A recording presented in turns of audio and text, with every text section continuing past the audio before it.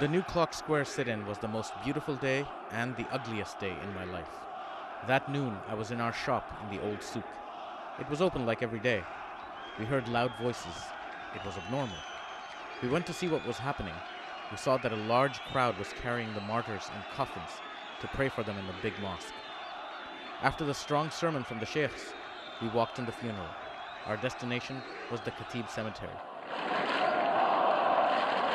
People were stuck to each other. It was very crowded. I was in a shock. I lost my friends in the crowd.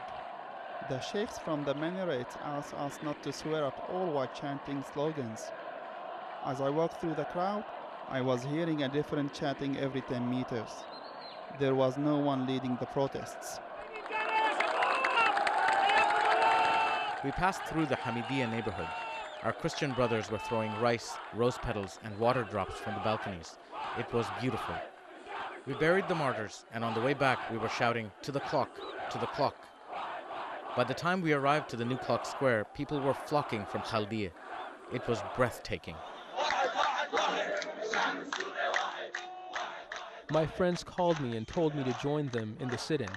It was around 4 p.m. I told my family I was going to have tea at my friend's house and went instead to the New Clock Square. When I first arrived, I saw my cousin. I didn't expect to see any of my family. I can't even express my joy. More people started flocking into the square. They brought with them all kinds of fruits and vegetables. Bananas and cucumbers were flying above our heads as people were offering them to each other. We prayed there. It was the most beautiful prayer I ever prayed. What is nice is that the sheikhs were with us. They were the ones who excited the crowds. It was very well organized.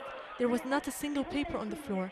Everything was clean. The organizers brought tents and meals from Quraysh restaurants. They brought so much food.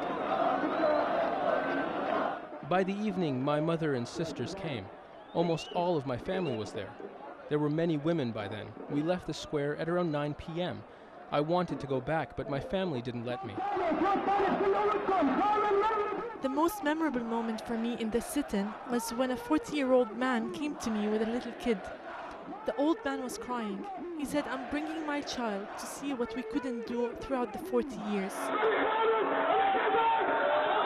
I arrived to the square at 11 at night. I saw people were relaxed and everyone was happy.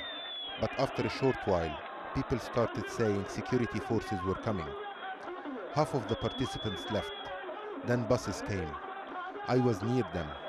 They beat up a child so badly until he was broken. People saw that and were very scared. Many ran away, but many stayed.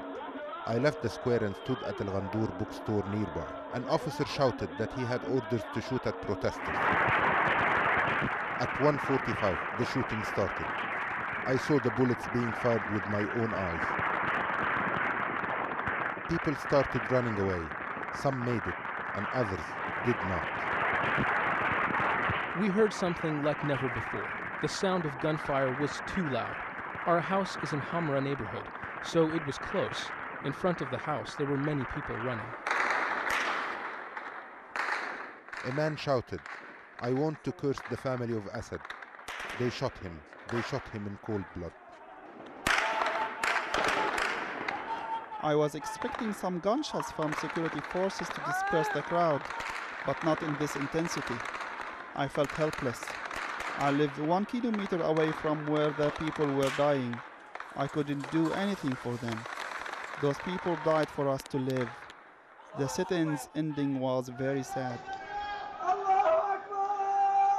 It was a peaceful sit-in, really a peaceful sit-in. They shot at a peaceful crowd and celebrated their victory against unarmed protesters. I wish it wasn't that peaceful. I wish we had the power to defend ourselves.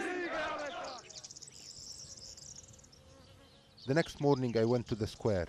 The square was very clean. They cleaned the blood and removed the bodies of those killed. The glass of Al-Atasi building had fell completely, and there were people removing them.